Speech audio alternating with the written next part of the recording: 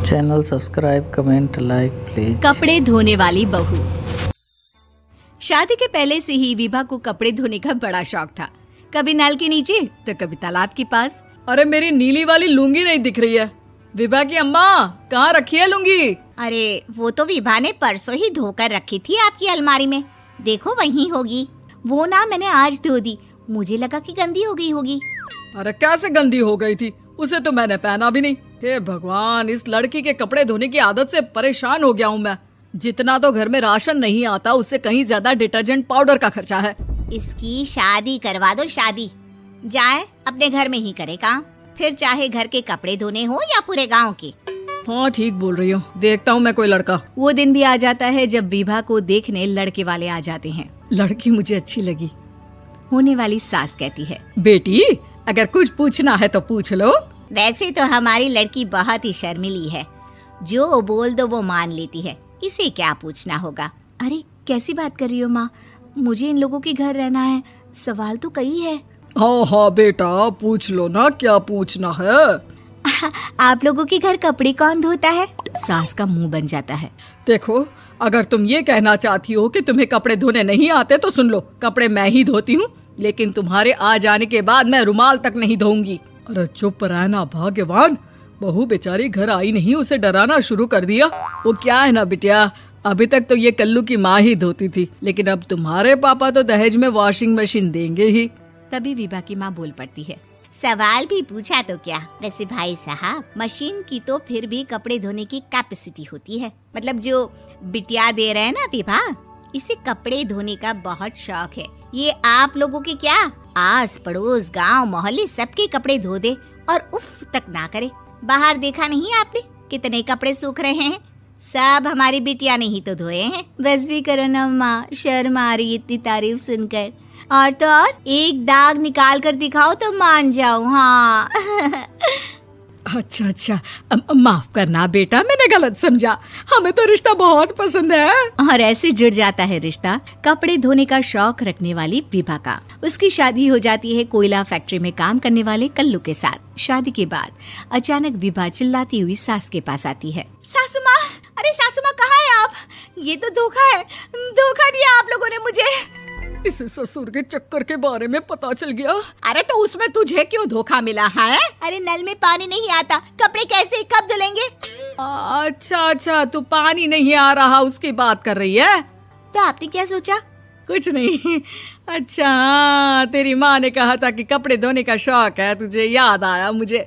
शौक बोलकर कपड़े धोने वाले मेरे जुनून को कम ना आके सासू माँ, कपड़ा धोना मेरा गुरूर है।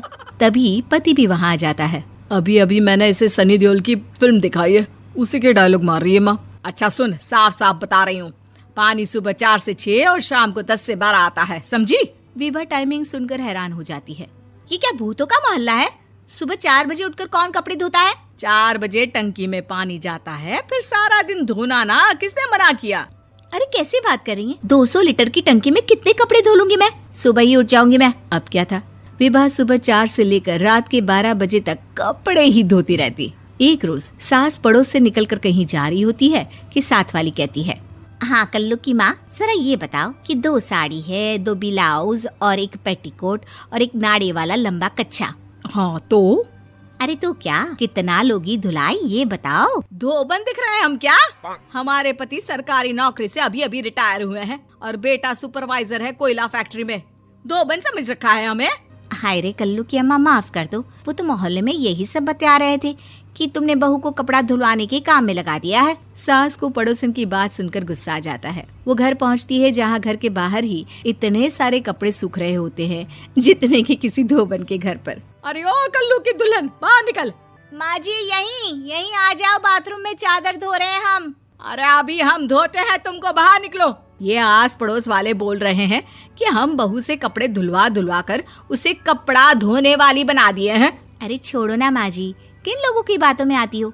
आस पास के लोगों का तो काम ही होता है कि वो किसी तरह सास बहू को लड़ा दे। बहू सारे घर के कपड़े धोती है, ये क्या कम है? बोलिए। सास को भी लग जाता है कि वो बहू का ये सनकीपन नहीं छुड़वा सकती, इससे अच्छा है कि खुद ही चुप हो जाए। एक रोज सास और बहू मंदिर जाते हैं, जहाँ सास की साड़ी वहाँ खड़ी भीख मांगने वाली से मिलती है। माँ जी क्या बात है, आपकी साड़ी उस भिखारन से कितनी मिल रही है ना? हाँ हाँ देखो तो, दोनों की साड़ी मिल रही है। क्या बात है कल्लू की अम्मा, तुम खुद को तो अफसर की बीवी बताती हो और ऐसी सिंपल सी प्लेन साड़ी पहनकर घूमती हो। सिंपल और प्लेन नहीं है ये साड़ी। तो क्या सोने के धागे से फूल बने हैं? कुछ भी सासू माँ, कुछ भी। हाँ बने थे इस साड़ी में सोने के धागे से फूल। मेरे पति लेकर आए थे मद्रास से स्पेशली मेरे लिए 10,000 की। ताहे भाई साहब इस भिखारन के लिए भी सेम टू सेम साड़ी लेकर आए होंगे 10,000 की। सास उस वक्त तो कुछ नहीं कहती, लेकिन बहू के साथ घर आती है और अलमारी से एल्बम निकाल कर लाती है। ये साड़ी देख रही है, ये वही साड़ी है जिसे मैंने अभी पहना था। इस साड़ी में ये जो चमकदार फूल दिख रहे हैं ना, ये सोने के धागों से काढ़े गए हैं। लेकिन तू लोकल वॉशिंग मशीन ब्रश से घिस घिस कर सारे फूलों को निकाल कर साड़ी प्लेन कर दी।